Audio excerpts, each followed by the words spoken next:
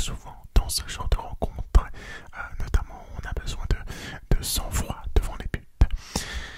Je commence avec la composition du Borussia Dortmund qui a évolué en 4-2-3-1 avec dans les cages un Kobel en charnière, Mats Hummels et Schlotterberg sur le côté droit, Ryerson sur le côté gauche, Madsen en milieu défensif, Emre Can et Sabitzer en attaquant droit, Sancho en milieu droit, Sancho en milieu offensif, Brand en milieu droit, Adeyemi et en attaquant Niklas Füllkrug du côté du Real Madrid qui eux ont évolué en 4-3-1-2 avec dans les cages Thibaut Courtois préféré à Lunin.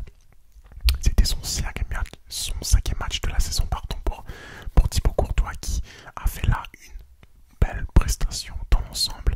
On peut se dire oui mais pourquoi Lunin a fait toute l'aventure, pourquoi il ne participe pas à la finale? C'est vrai, après Courtois est censé être le premier gardien du Real Madrid. Il a joué quelques matchs récemment en Liga et n'a encaissé 0 but et il a toujours pas encaissé ce soir, donc ce qui fait qu'il a fait une saison avec 5 matchs certes mais 5 clean sheets je crois, donc très belle prestation de Thibaut Courtois. En charnière centrale nous avions Nacho et Rudiger en défenseur droit, Carvajal en défenseur gauche, Ferland Mendy en milieu de terrain, Toni Kroos, Camavinga, Valverde en faux numéro 9, donc Bellingham en attaquant de pointe là, Vinicius et Rodrigo.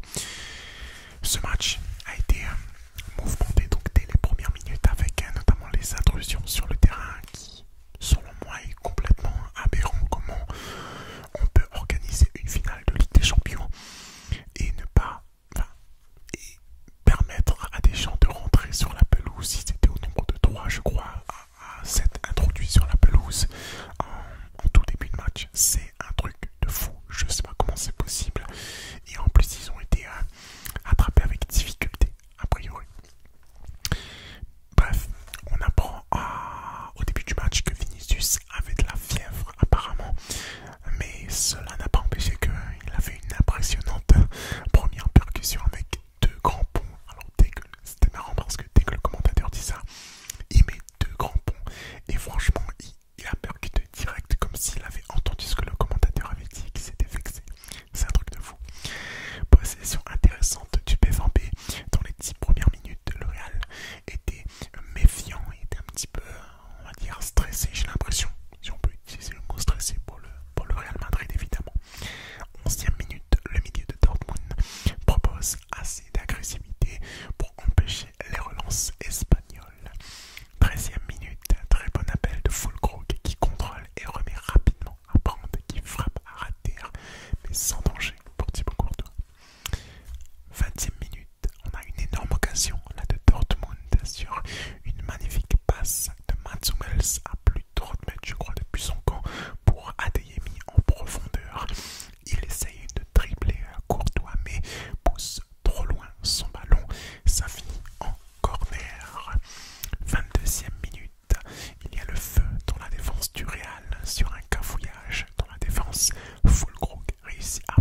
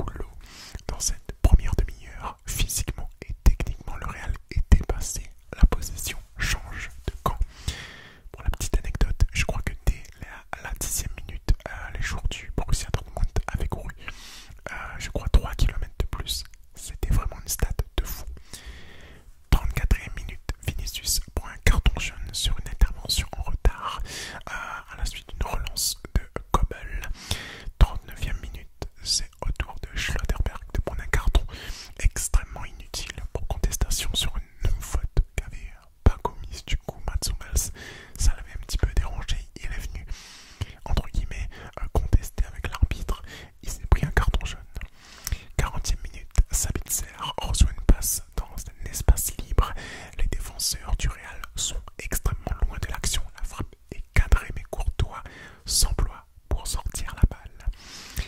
On arrive là à la deuxième mi-temps et encore une fois, petite anecdote, c'était le plus mauvais bilan en ce qui concerne les frappes pour le Real Madrid, toute compétition confondue cette saison, avec 3 frappes seulement tentées dans la première mi-temps. C'est pour vous dire à quel point ce match-là a été exceptionnel dans tous les sens du terme pour le Real Madrid. L'intensité de l'attaque à la reprise est différente en ce qui concerne le Real, mais il y a toujours des lacunes défensives. 47e minute, bon coup franc obtenu par Vinicius sur